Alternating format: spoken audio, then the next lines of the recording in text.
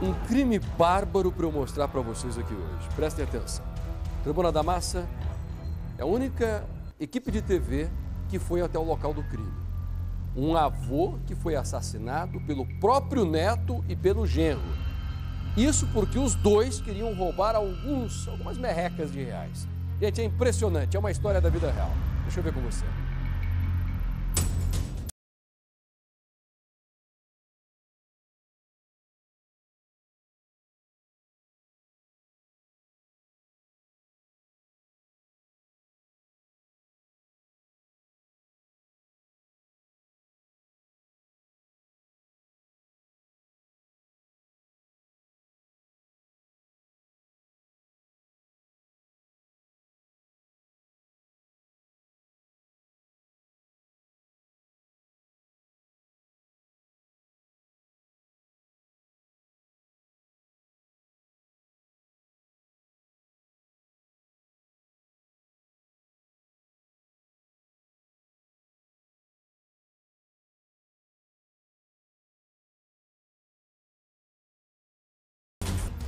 Ainda hoje, exclusivo aqui no Tribuna da Massa. Põe na tela.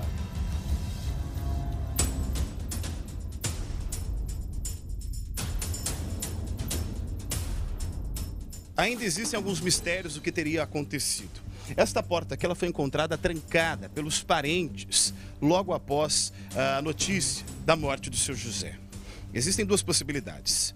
Seu José pode ter aberto a porta para os próprios assassinos. Afinal de contas, são seus parentes, um deles, neto.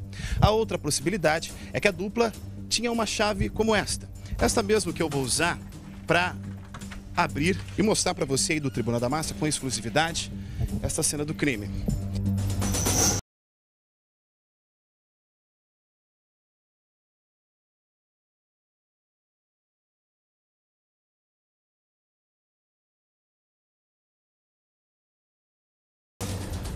É a nossa matéria exclusiva de hoje, já está na tela. Antes disso, por favor, o Tribuna teve acesso exclusivo à casa onde o idoso foi morto. Atenção, minha gente, o Jair Nascimento é um grande contador de história. O que ele vai mostrar para a gente agora é algo para revoltar. Neto e genro que tem coragem de tirar a vida de um idoso, porque eles queriam uma merrequinha, coisa de nada. Impressionante, hein? Parece o apocalipse, o final dos tempos. Vem aqui. Na tela do Tribuna. Sossega aí no sofá porque a matéria é imperdível. Põe na tela.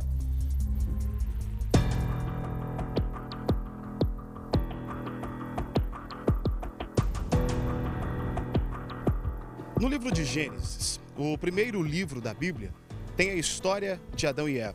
Os primeiros seres humanos, a história da criação. Os dois tiveram 2 filhos, Caim e Abel. E lá, no livro da criação, já se conta também a história do primeiro fim, do primeiro assassinato, da primeira morte entre irmãos. Infelizmente, ao longo da história da humanidade, nós temos outros e outros relatos de parentes que tiram a vida uns dos outros. Agora, nós estamos aqui na cidade de Rio Branco do Sul. Na verdade, é área rural. Foi aqui, dentro desta casa, em que um genro e um neto tiraram a vida de um homem, um avô, de 83 anos de idade.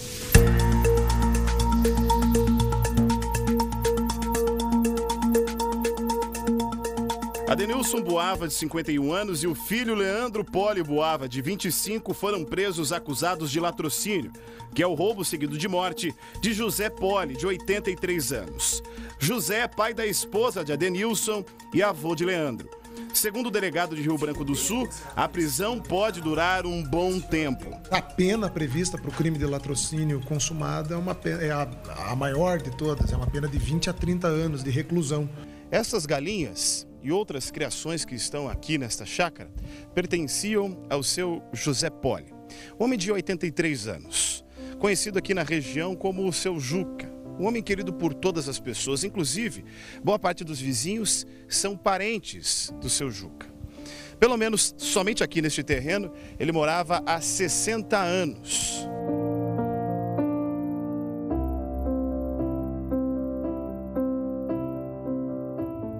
E foi nesta casa que ele passou boa parte de sua vida. O seu Juca era uma pessoa que recebia uma pensão da sua falecida esposa. E com essa pensão, ele se mantinha, pagava todas as suas contas. Recentemente, ele teria recebido 2 salários mínimos, mais um valor em 13º, algo próximo a R$3.000.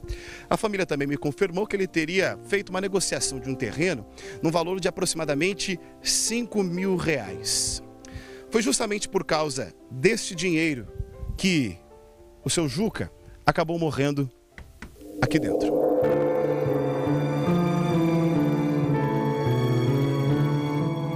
O que aconteceu é que o Adenilson e o filho dele, o Leandro, previamente mancomunados aí, eles engendraram um roubo à vítima, que é o seu José Poli, um senhor de 83 anos de idade, que é avô do Leandro e genro do Adenilson. Então, eles sabiam que a vítima havia recebido 2 salários mínimos e mais um 13º salário no final do ano, em dezembro, e pegaram uma motocicleta de propriedade do seu Adenilson, e o seu Adenilson, juntamente com o Leandro, foram até o local da residência da vítima, e lá, mediante o emprego de grave ameaça e de violência efetiva, né, eles acabaram por ceifar a vida da vítima, desferindo golpes de facão e também asfixiando a vítima, né? Nesta casa aqui morava a mãe e também a esposa de pai e filho que foram presos. O Leandro, o filho, mora numa casa a poucos quilômetros daqui, lá naquela parte de cima do morro. A informação que a polícia tem é que esse crime foi premeditado. Tudo teria começado no dia 27 de dezembro do ano passado. Ele foi até em casa e retirou todos os seus pertences. Levou para algum lugar desconhecido. Aquela transação que há pouco eu expliquei na matéria, de que o seu Juca teria recebido R$5.000, foi presenciado. O Leandro viu a negociação, viu o comprador do terreno entregando este valor em espécie. Talvez a grande quantidade de dinheiro tenha sido o principal motivo para estimular este crime bárbaro. Ainda tem mais. A delegacia confirmou que houve premeditação porque os dois não tinham um capacete. Afinal, pai e filho viriam de moto até a chácara. Conseguiram este capacete emprestado. Antes disso, tomaram muita bebida alcoólica, encheram a cara de cachaça e também conseguiram um facão que pertencia a Adenilson, o pai. Com esta arma e com esta motocicleta, que é uma piseira completamente irregular, vieram até aqui.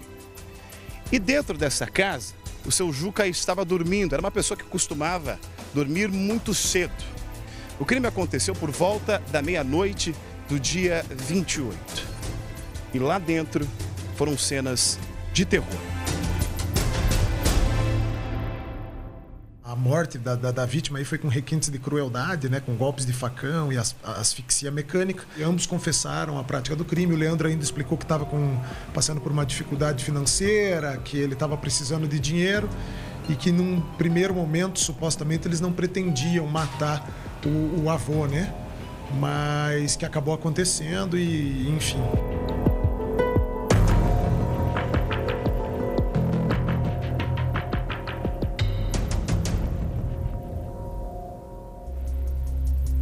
Você vai ver agora imagens da casa. Eu falei já durante muito tempo que o Jairo sabe contar essas histórias. Eu gosto muito das matérias do nosso repórter. Ele apresenta o programa na rua.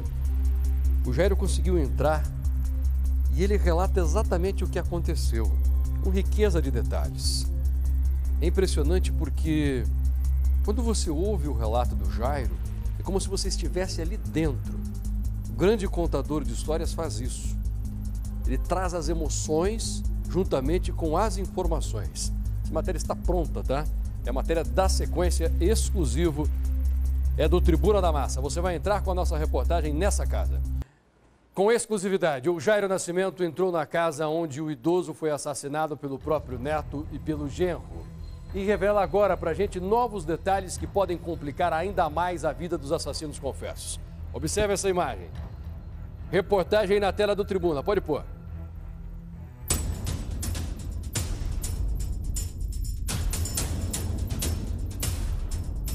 Ainda existem alguns mistérios do que teria acontecido. Esta porta aqui ela foi encontrada trancada pelos parentes logo após a notícia da morte do seu José.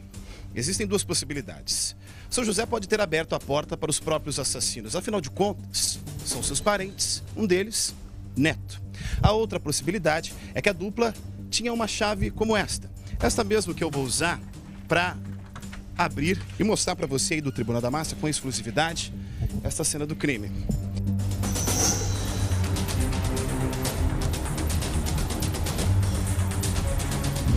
Aqui dentro, depois da meia-noite, os dois encontraram o seu José dormindo no segundo cômodo da casa, este quarto. Detalhe, no dia, a porta estava trancada por dentro. E aqui é possível ver dois sinais de arrombamento. O primeiro é este, foi feito com uma faca, não conseguiram abrir. Depois a porta foi aberta na base da faca usada. Veja só, a madeira foi arrancada deste ponto. Nesta cama aqui, o seu José dormia, descansava, repousava daquele dia 27 para o dia 28. O homem foi acordado. Na base da violência, dos gritos, os dois queriam saber onde estava o dinheiro. Seu José disse: não, eu não vou entregar. É o dinheiro da minha vida. Afinal de contas, são 2 salários, uma aposentadoria e até a possibilidade de um dinheiro da transação de um terreno. Na base da violência, eles começaram a arrancar mais informações do seu José. Com medo, ele negava. Depois veio a morte. O Leandro pegou o facão, a arma que o pai trouxe, e começou a agredir o próprio avô. Em seguida, vendo que o homem não entregaria onde estava o dinheiro, o próprio neto pega o seu avô de 83 anos, um idoso, uma pessoa com uma leve fraqueza, e dá um mata-leão. Segundo informações do IML, o laudo ainda não saiu de forma oficial, mas as informações que nós temos com exclusividade mostram que o seu Juca foi morto pela asfixia, pela violência e também pelos cortes com facão.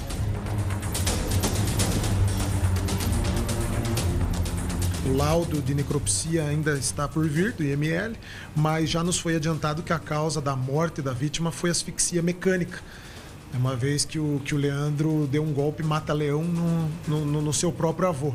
Aqui, neste quarto, o corpo ficou estendido. Algumas marcas que aqui estão são resultantes. É o restante do sangue, que é claro, afinal de contas, a morte aconteceu há praticamente um mês. Ele muda conforme o tempo, perde aquela coloração vermelha. O seu Juca, aqui deitado, com o seu corpo aqui estirado, e enquanto isso, o pai e o filho, o genro e o neto, vasculhavam a casa, procuravam onde poderiam encontrar esse dinheiro.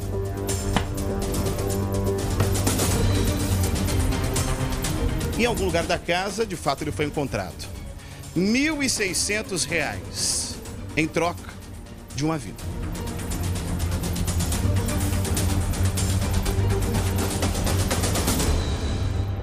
Eles vasculharam a casa e lograram subtrair R$ 1.600 da vítima e dividiram esse valor, R$ 800 para cada um, e empreenderam fuga em seguida na moto do Adenilson. Pai e filho confessaram o homicídio, mas podem responder por mais. O Leandro concordou em nos indicar no mato aonde estava o facão, mas nós, infelizmente, não logramos encontrar nem recuperar esse facão. Em contrapartida, a motocicleta utilizada por eles foi apreendida e a motocicleta, inclusive, apresentava sinais de adulteração de sinal identificador e um motor nela posto era de origem duvidosa. Então, eventualmente, eles podem responder também pelos crimes de receptação e adulteração de sinal identificador, em razão da motocicleta, né? A família da vítima contou que Rosi, a filha do aposentado, desapareceu depois da morte. Ela é esposa e mãe dos presos. Por sorte, a delegacia de Rio Branco do Sul entrou no caso. Conversou, inclusive, com testemunhas que confirmaram o que teria acontecido naquela noite macabra. Dali para frente aconteceram diligências, busca de informações. Pasmem, em uma delas, o Leandro contava vantagem na rede social, no Facebook, ostentando bebidas caríssimas. Ele matou o próprio avô e, em seguida, estava se divertindo. pouco mais de um mês depois, pai e filho foram para a cadeia, demonstrando remorso algum.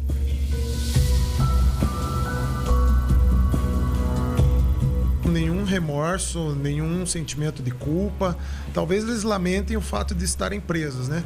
Mas em nenhum momento eles choraram, nem esboçaram nenhuma reação de surpresa ou de arrependimento, assim. A história só aumenta. Este homem que você vê aqui do lado, o Adenilson, envolvido nessa morte, deveria estar preso desde 2015. Foi naquela data que a Justiça de Bocaiúva do Sul emitiu um mandado de prisão. No ano de 2013, na cidade de Tunas do Paraná, ele teria estuprado um menor de 5 anos de idade. Em 2015, a Justiça pediu essa prisão, e desde então ele era considerado um foragido. Quase 4 anos livre, depois de estuprar um menino de 5 anos de idade, teve a audácia e a coragem de matar também o avô do seu próprio filho.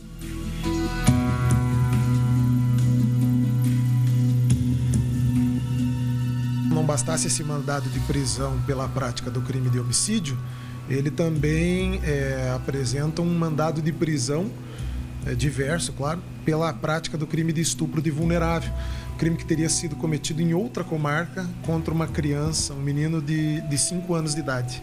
Pai e filho estão detidos e aguardam o que a Justiça decidirá sobre os seus destinos. É triste ver, a casa do seu Juca está aqui, sozinha, abandonada, a criação sendo tratada pelos parentes. Esse homem deixou 8 filhos. É muito triste saber que por causa de R$ 1.600, uma pessoa perdeu a sua vida. É mais triste ainda saber que um neto acredita que R$ 1.600 seja o preço pelo amor, pelo carinho que poderia ter do avô de 83 anos.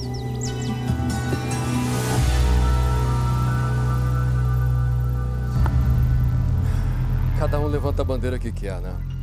Eu decidi não brigar por partido político, por político, muito menos por time de futebol, não discuto religião. Aliás, eu sou defensor do homem livre, cabeça livre, mas liberdade daquela que não contraria o direito de outra pessoa. Sabe qual é a bandeira que eu levanto? Essa. O ser humano tem que ser livre, gente. E crime é uma coisa que tira a liberdade de todos nós. Você se preocupa em andar na rua, você se preocupa em chegar tarde em casa, você se preocupa em abrir o portão quando escurece, você se preocupa com a tua família que pode estar nas mãos dos marginais. Isso não é liberdade. De maneira nenhuma é liberdade. Por isso que nós brigamos, por isso que nós somos atacados muitas vezes até por advogados. Porque, claro, para eles é ruim o que nós fazemos aqui. A gente contesta, a gente não acredita nas mentiras contadas pelos marginais, pelos bandidos que têm muito dinheiro e contratam os melhores criminalistas. Esses 2 vagabundos vão para a júri popular. E eu não sei qual vai ser a linha de defesa, o que eles vão justificar. Sempre aquela historinha, legítima defesa, ou de repente, veja bem, porque o senhor veio para cima da gente, um senhorzinho, né? Mal tinha força para caminhar, mas essa história muitas vezes escola e a justiça aceita, porque as nossas leis são frágeis. Então fica aqui mais um protesto aos nossos políticos, pelo amor de Deus, um pedido. Trabalhem para criar leis mais duras, porque o povo brasileiro não suporta mais. Me perdoe a expressão, estamos de saco cheio de tanta injustiça aqui na Pátria-Mãe. 2 policiais, 2, Marcelo, já está confirmado? Atenção, acidente envolvendo policiais agora há pouco. Nosso repórter Márcio Barros está indo para lá, BR-116, já está lá no local? Ótimo então. Segura o Márcio que na sequência eu entro com ele.